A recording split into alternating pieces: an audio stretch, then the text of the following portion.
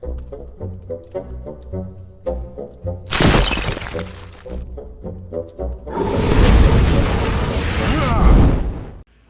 everybody, it's me, Riffraff Hornhelm, and I'm back again with another presentation from the Dwarven Vault.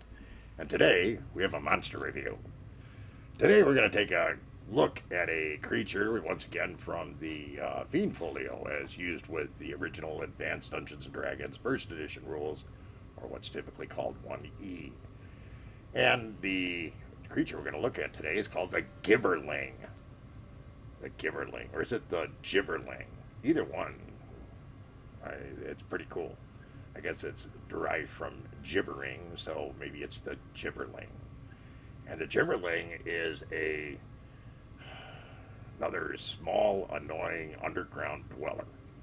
These ones, their biggest claim to fame really is the fact that they only use one type of weapon, a sword, and the fact that they attack in large groups. They only have an armor class of 10. So, like, just don't roll a 1. How's that? And on top of that, with this armor class of 10, they only have 1 hit die. So, how hard can they be to kill? They do run around with swords, and they're very proficient with their swords. So much so that they're +1 to hit when they attack with their sword. And they show up in huge groups. 40 to 400 or something like that for a wandering. When they attack, they're very aggressive. They swarm their opponents, and yeah, it's going to be hard with these because of how many there are. At the same time, you can kill these in bucket loads. I mean, really, how hard is it to kill a 10 armor class creature? Like, no effort at all. Now, these are pale, subterranean dwellers. They're like 4 to 5 feet tall. Nothing special in terms of intelligence. You know, they're low intelligence, and they are chaotic neutral.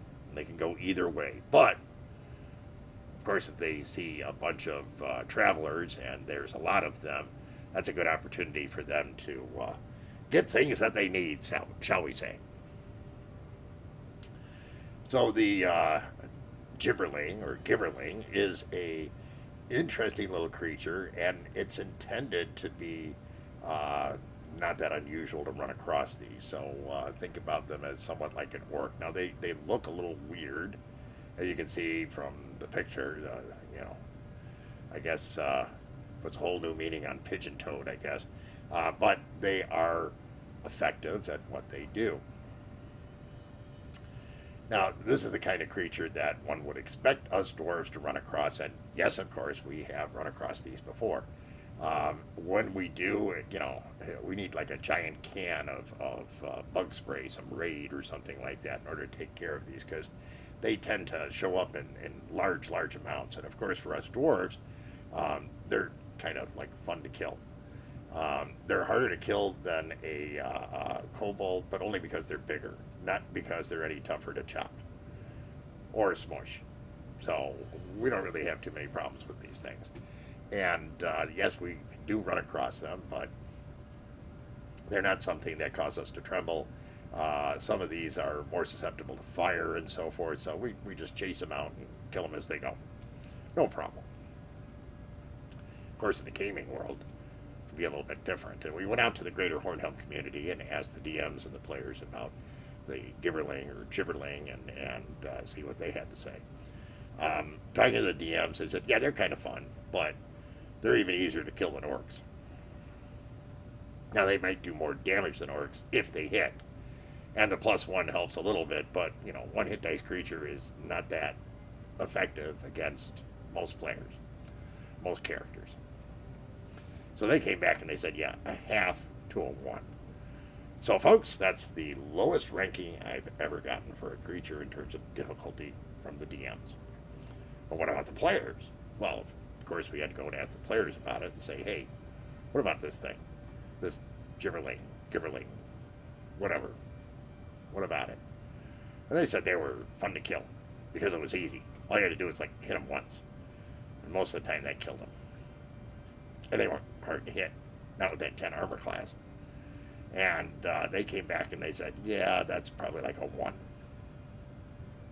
I think they were afraid to give it a ranking of less than 1, but I wouldn't have argued with them if they had. So really, the rankings here give you a very clear picture of how difficult an opponent this is. Now, can it still freak out a party, especially a low-level one? Yeah. And can they do damage? A lot of them, so yeah. But a significant opponent? Well, no. No surprise here. So, you know, you can throw a few handfuls of these into an adventure, and it's, you know, makes for a fun encounter without putting your party at risk. Still, interesting creature, and one that could be some fun. That, my friends, is the Gibberling, or the Gibberling.